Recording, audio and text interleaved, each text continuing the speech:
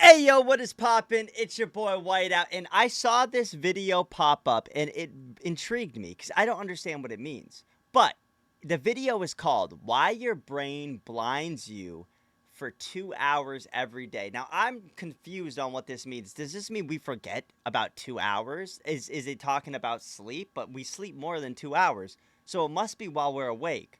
So we're gonna lock in today. We're gonna figure out, I guess, why our brains blind us for 2 hours every day. It's time to get 1% smarter.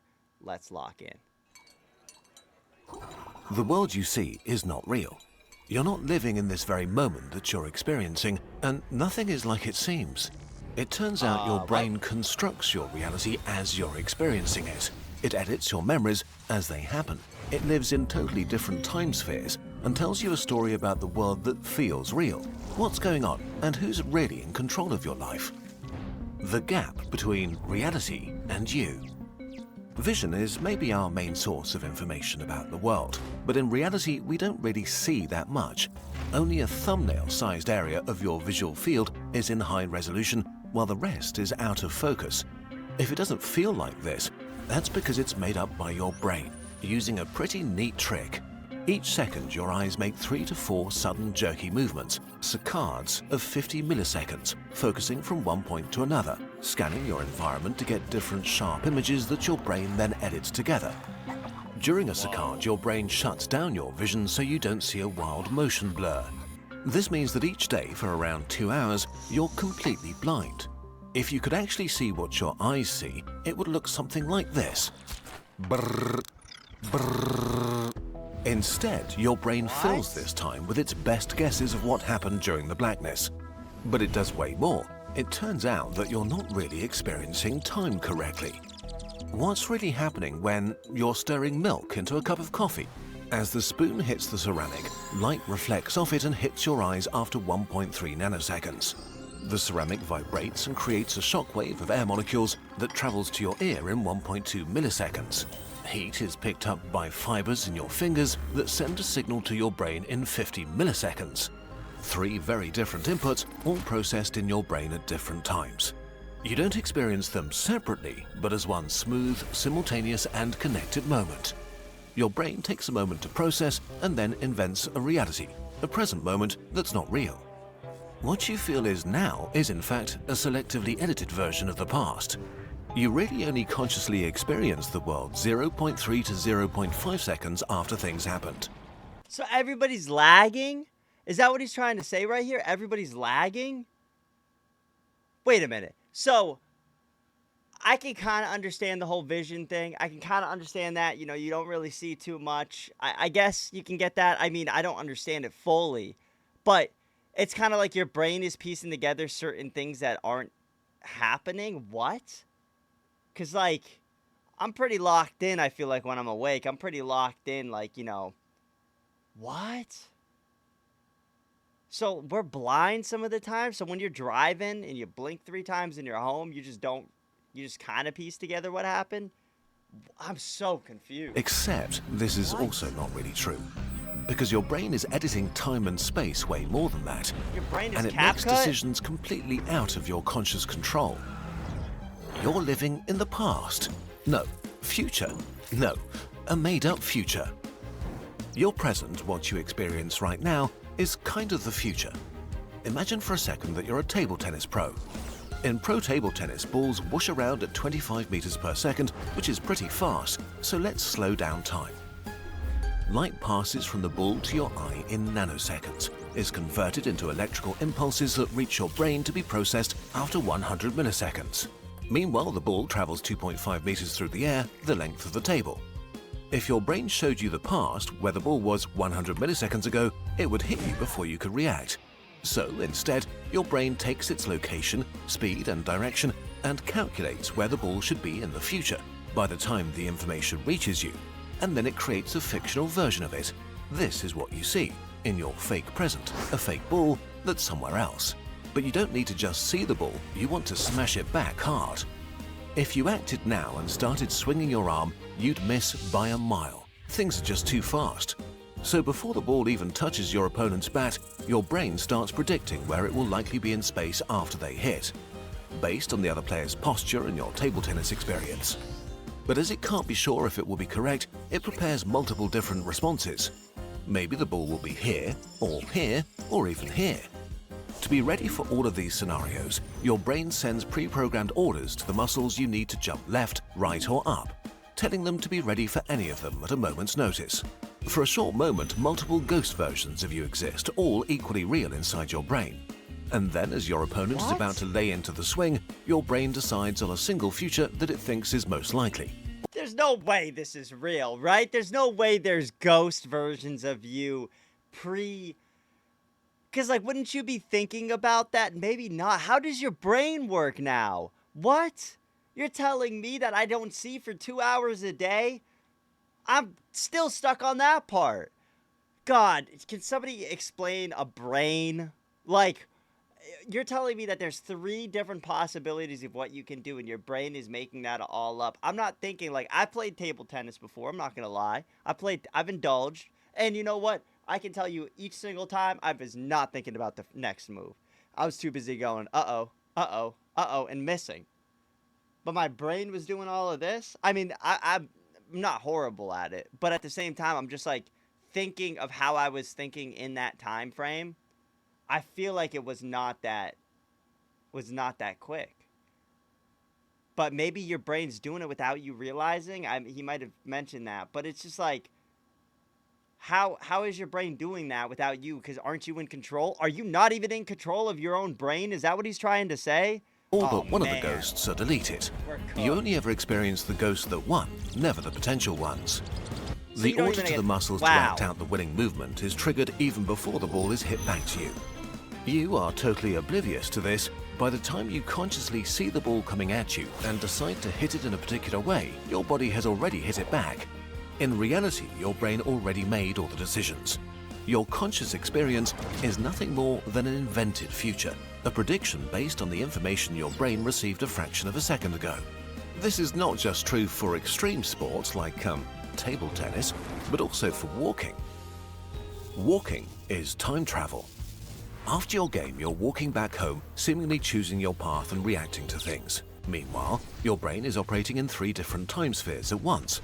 It processes the sensory feedback of the past, it calculates the current state of your body, and it predicts your future, because walking is intense.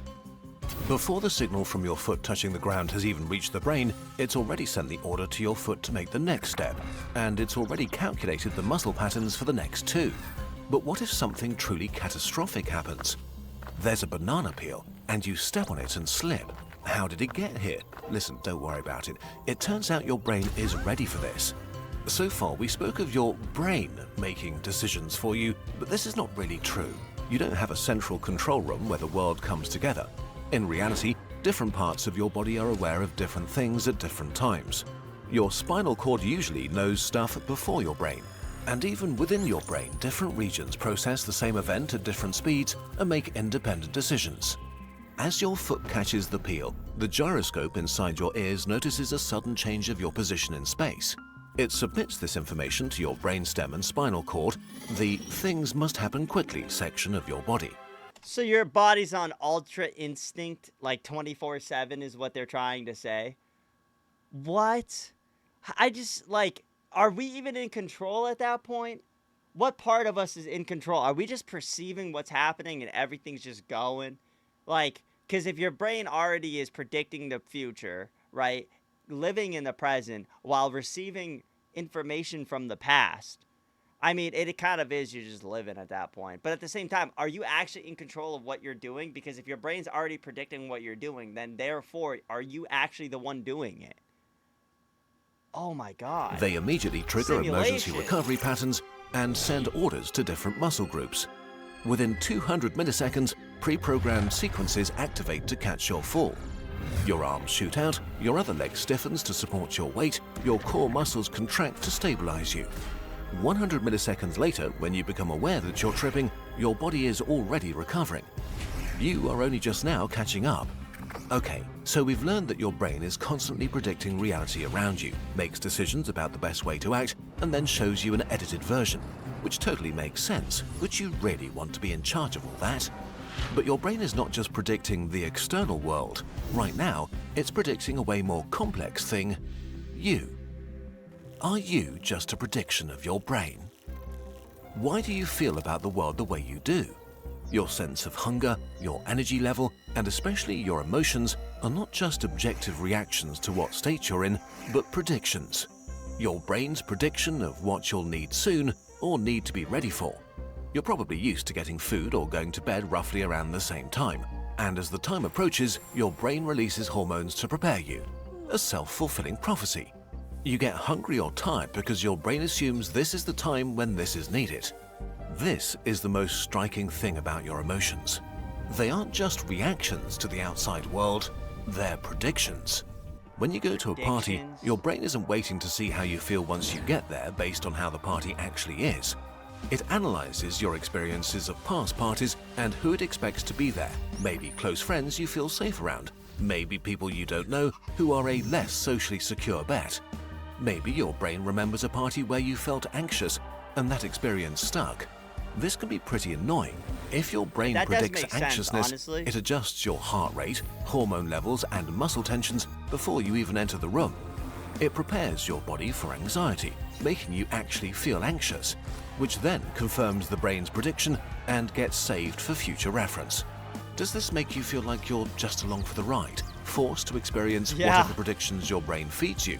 It really Thankfully, does. It's not quite like that. Your conscious self is obviously not the decider of most things as you go through your day. But that is not what it's good at anyway.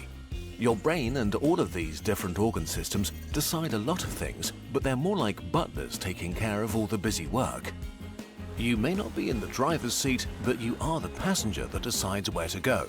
What your conscious self is good at is long-term planning and abstract thinking. It's a storyteller that tells the story of your life to your brain and to yourself, wherever the edges of these overlapping entities melt into each other. You are able to see the big picture that your internal prediction machine could never begin to grasp. You are the part of you that can edit and write new predictions into the system. Sometimes you and your brain disagree on what's correct, but in the end, you are the person in power who tells the story about who you are in this world. Are you, though? If it's all predicted, are you?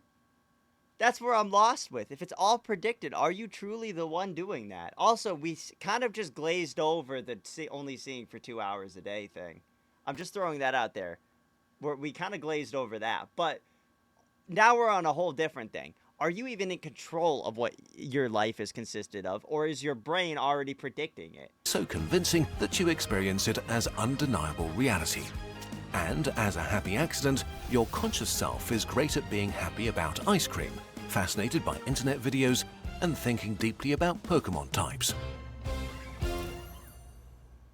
What if you could What a wild video. What a genuinely thought-provoking video. Holy crap. I was not expecting it to be like this. I saw like why your brain blinds you for 2 hours, and I was like, what is he talking about? I was like, what is he talking about for real? I was like, I'm gonna have to watch this one. It sparked my intrigueness. And it turns out, now I'm like, am I even in control? Am I even doing anything right now? Because I'm lifting up my hand. My brain's telling me to lift up my hand. But was that predicted before? Was that, like, what is going on? Oh my God. Let me know what you guys think in the comments down below. Because, oh my God, I don't know what to perceive anymore. I don't know what to think anymore. Do I even have to think, or is my brain just going to do it for me? Can I just go into autopilot? I'm just going to be Tesla autopilot, self-driving from now on? My brain takes care of it? Like, what? Dude. Anyways, with that being said, thank you guys so much for watching. If you guys haven't already, make sure you absolutely smash that like button. Honestly, it's pretty cringy if you haven't. I mean, don't let... Your brain probably predicted you're going to do it, so don't let your brain down. You know what I'm saying? Your brain probably predicted it. But if you haven't yet, what are you doing, bro? Just subscribe, join the Whiteout Army. Thank you guys so much for watching, though, and I will see you all in the next video. Peace.